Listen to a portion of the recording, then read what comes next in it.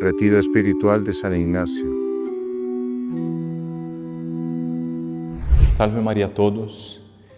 Estamos aquí en la tercera y última meditación de este primer día de retiro. Espero que las dos otras meditaciones les hayan ayudado y ustedes estén ya todos muchísimo más recogidos y colocados en esa perspectiva tan seria con la cual debemos de considerar nuestra vida, nuestra existencia. Puede ser que algunos de ustedes estén un poco cansados, porque quien no está acostumbrado, San Ignacio decía, y de una manera muy apropiada, que son ejercicios espirituales. Nosotros a veces nos ejercitamos y la persona va al gimnasio y corre y la bicicleta y el cuerpo se va acostumbrando y va teniendo más fuerza, y cuando falta ejercitar el espíritu puede ser que uno que otro esté un poco cansado. Es normal, no se preocupen por eso. Lo importante es intentar fijar muy bien su atención, su intención, como pedimos siempre en nuestra oración introductoria, en la gloria de Dios y en dejar que Él arranque de nosotros, nos raspe, nos limpie de todas las cosas que nos pueden alejar de Él. Los tres pecados. Meditación 3, día primero. Entonces, nosotros vamos a empezar esa tercera meditación, otra vez más, haciendo nuestra oración introductoria, como las otras veces, pidiendo a Dios nuestro Señor la gracia por intercesión de María Santísima, para que todas mis intenciones, acciones y operaciones sean ordenadas puramente al servicio y alabanza de su Divina Majestad. Y vamos a hacer una composición de lugar. Una composición de lugar, yo les propongo un poco diferente de esa que está escrita aquí, pero una composición de lugar que de pronto nos ayude un poco más. Nos coloquemos delante de la cruz. Jesús acaba de ser clavado en la cruz. La cruz acaba de ser levantada. Ahí a los pies de Él está María Santísima, San Juan, Virgen, Evangelista, está ahí. Está junto a la Santísima Virgen, está una pecadora horrible que fue perdonada.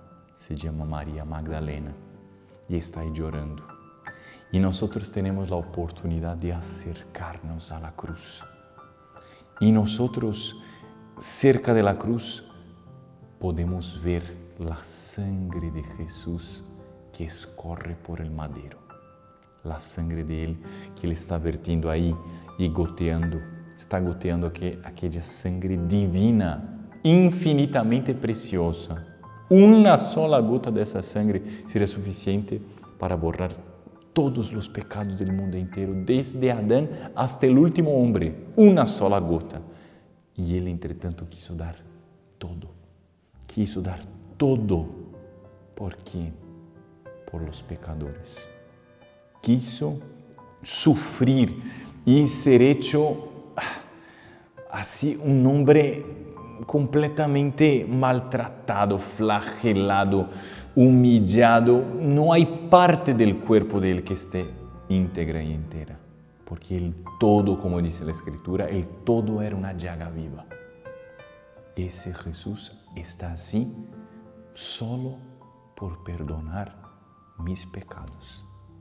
Y yo debo de pedir a la Santísima Virgen que también verte lágrimas de corredentora, porque una espada traspasó su corazón de madre, perfecto, la madre más perfecta del mundo, y dijo: sí, yo entrego mi hijo por usted, solo por usted si fuera necesario.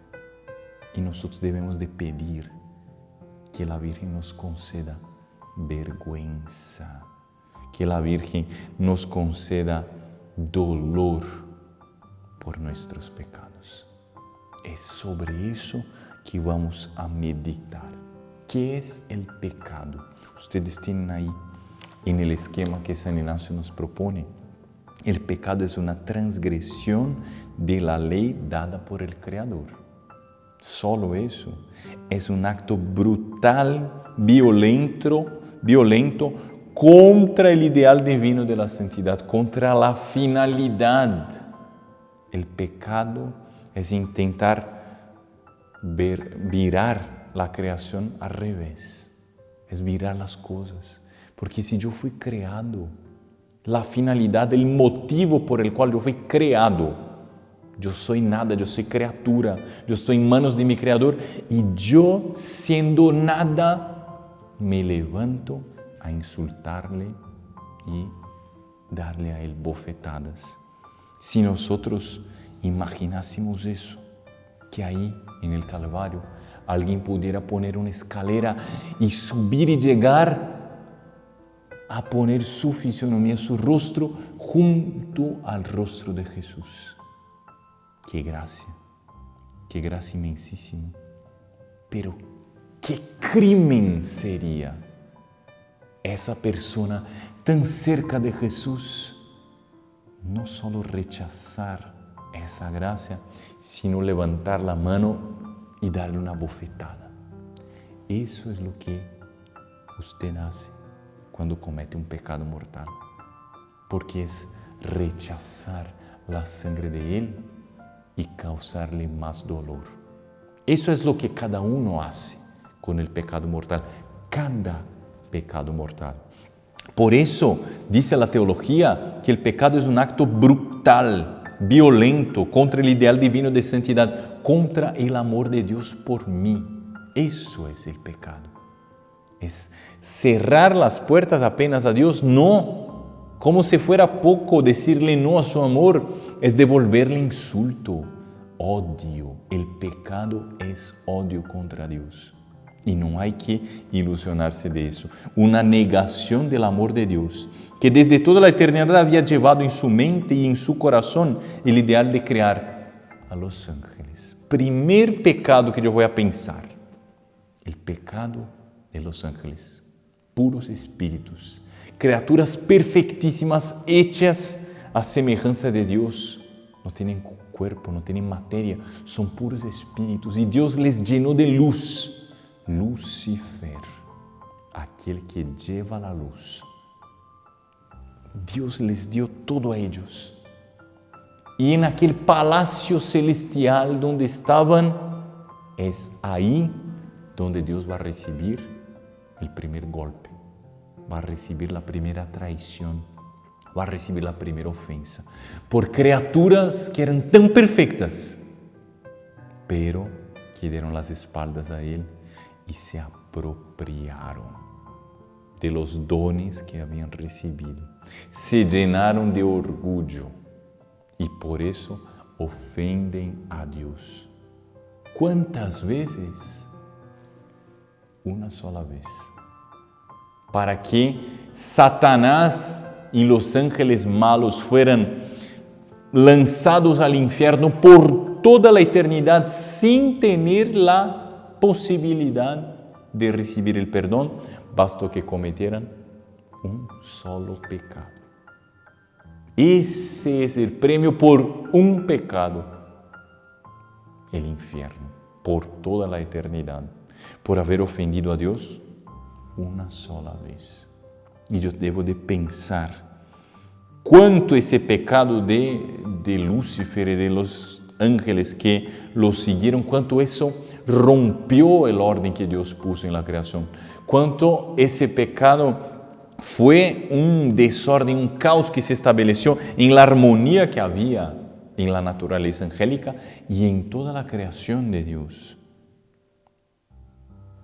¿Qué es lo que hizo que los ángeles pecaran? Lo mismo que me lleva a mí a pecar.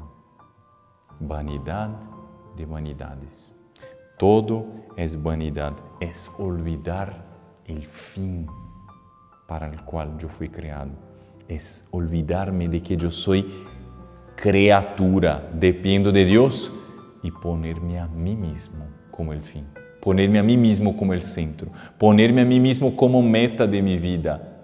satisfacer a mis gustos, mis deseos, mis planes, mis sueños, mis intereses. Y Dios se pone a un lado.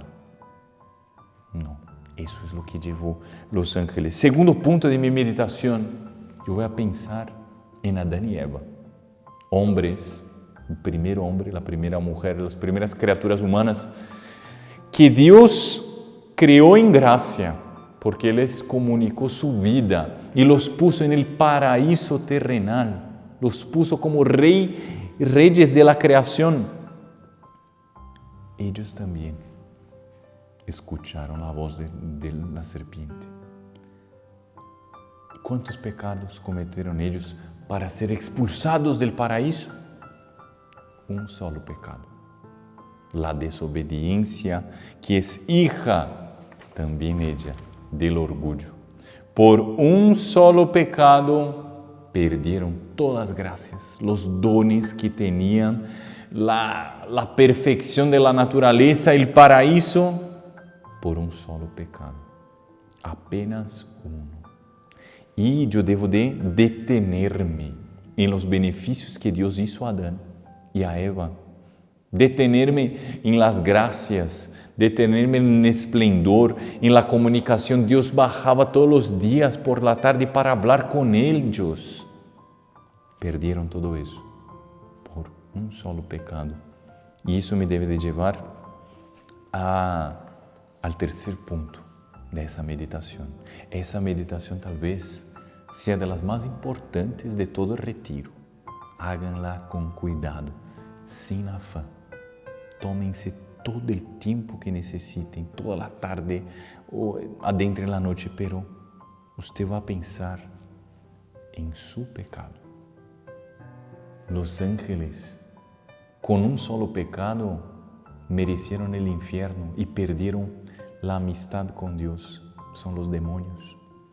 Adán y Eva perdieron el paraíso y los dones sobrenaturales por un solo pecado.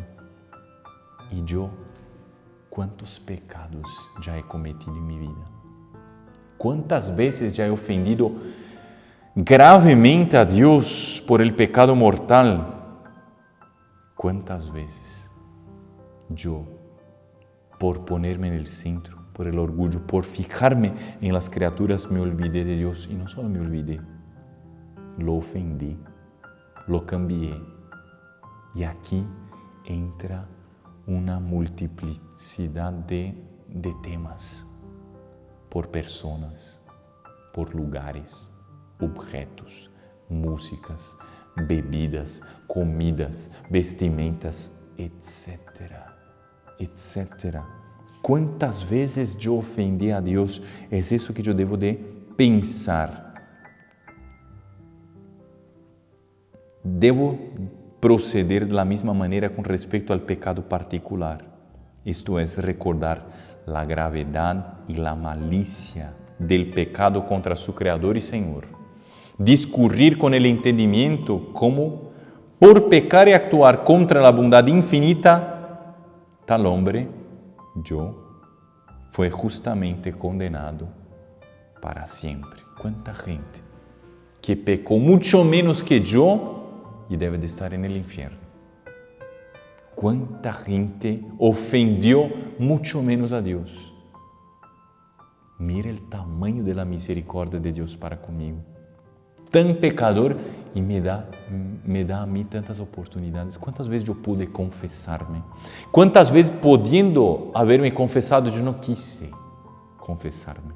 Yo preferí estar caminando por ese mundo como un blanco de maldición de Dios, como un blanco de la cólera de toda la creación. ¿Cuántas veces yo preferí seguir caminando por ese mundo sabiendo que bajo mis pies a cualquier momento hubiera abierto el infierno y me hubiera tragado directamente a la perdición si yo hubiera muerto ahí en ese momento? Y yo preferí eso a acercarme a una confesión. Yo preferí eso a pedir a Dios perdón, a reconocer mi crimen, mi pecado. Yo tengo que pensar en eso. Dice, claro, el Salmo 78 que Dios no nos trata como exige nuestras faltas. Es verdad. es verdad. Pero nosotros estamos tratando de un asunto demasiado grave como para arriesgar.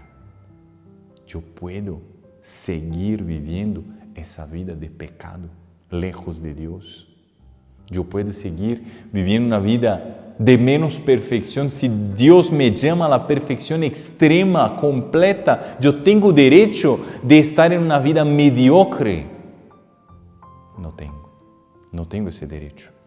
Y yo debo, en ese punto de mi examen de conciencia, nosotros debemos de hacer ese examen de conciencia, ese punto de nuestra meditación, hacer nuestro examen de conciencia. Yo les aconsejo a quien nunca haya hecho una confesión de toda su vida completa, que usted se detenga hoy y se recuerde de todos sus pecados, pero piense en todo.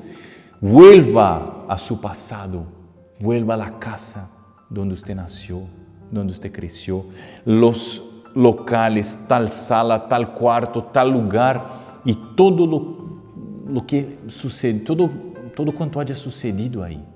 Recuérdese de los familiares, el papá, la mamá, el tío, los primos, las primas, etcétera, la escuela, el primer día de escuela, y vuelva a buscar su primer pecado y va a pensar en todos ellos. Si alguien ya hizo una confesión de vida, no hay que estar reabriendo heridas que la Virgen ya curó. Si la persona siente perturbación, no vuelva a eso. Pero si usted nunca lo hizo, yo le recomiendo, haga una buena confesión, deténgase a pensar en toda su vida, a pensar en todos sus pecados, los mínimos gestos, actos que hayan ofendido a Dios. Hayan sido ellos por iniciativa mía o de los cuales yo hice parte. Fue por otra persona, pero yo estuve ahí. No puse resistencia, no hice nada, consentí, miré, asistí que Dios estaba siendo insultado, estaba siendo ofendido. Entonces, haga un buen examen de conciencia, haga una buena confesión por este retiro. No deje pasar, no después del retiro, de aquí un mes, no haga eso. Cuanto antes, ideal es así que termine el retiro. Haga una buena confesión y propósitos de no volver más a ofender a Dios, de no volver a esos pecados. Y nosotros al final de esa meditación, después de haber hecho todo ese examen de conciencia, vamos a hacer un coloquio, vamos a conversar con nuestro Señor Jesucristo. Vamos a hablar con Él, imaginando ante mí a Cristo nuestro Señor crucificado, y hacer un coloquio, meditando cómo de Creador llegó a hacerse hombre y cómo de la vida eterna llegó a la muerte temporal y así vino a morir por mis pecados. No fue por de los otros, por los míos. La sangre de Él me lava, la sangre de Él me purifica, como dice en el Apocalipsis. ¿Quién son esos? Estos que llegan con las vestimentas blancas son aquellos que han lavado sus vestimentas en la sangre del Cordero. Mirándome, me pregunto, ¿qué he hecho yo por Jesús? ¿Qué he hecho yo por Él? ¿Qué hago hoy por Jesús? ¿Qué vengo haciendo por Él hoy? ¿Qué debo hacer por Jesús a partir de ahora? ¿Qué debo hacer? Y viéndolo así, en ese estado, colgado en la cruz, dejar correr el afecto, meditando en lo que Él ofrece. Suelte su alma en manos de la Santísima Virgen, que le conduzca. El coloquio propiamente dicho se hace hablando con Jesús, como habla un amigo con otro o un siervo con su Señor, sea pidiéndole alguna gracia, sea acusándose de alguna fechoría, sea comunicándole sus cosas y queriendo consejos sobre ellas. Pida mucho que la Santísima Virgen le conduzca, que le inspire, que le diga a ella misma aquello que nosotros debemos de decir a nuestro Señor y que ella nos diga lo que Él nos quiere comunicar. Rece al final, rece un Padre Nuestro y un Ave María. Y vamos a poner ahora esa meditación en manos de la Santísima Virgen, en el nombre del Padre, del Hijo y del Espíritu Santo. Dios te salve María, llena eres de gracia, el Señor es contigo. Bendita tú eres entre todas las mujeres y bendito es el fruto de tu vientre Jesús. Santa María, Madre de Dios, ruega por nosotros pecadores, ahora y en la hora de nuestra muerte. Amén. El Señor esté con ustedes y con tu Espíritu. La bendición de Dios Todopoderoso, Padre, Hijo y Espíritu Santo, descienda sobre ustedes y permanezca siempre. Salve María. Si no se quiere perder ninguno de nuestros videos, suscríbase a nuestro canal, active la campanita y no se olvide de compartirlo con sus conocidos.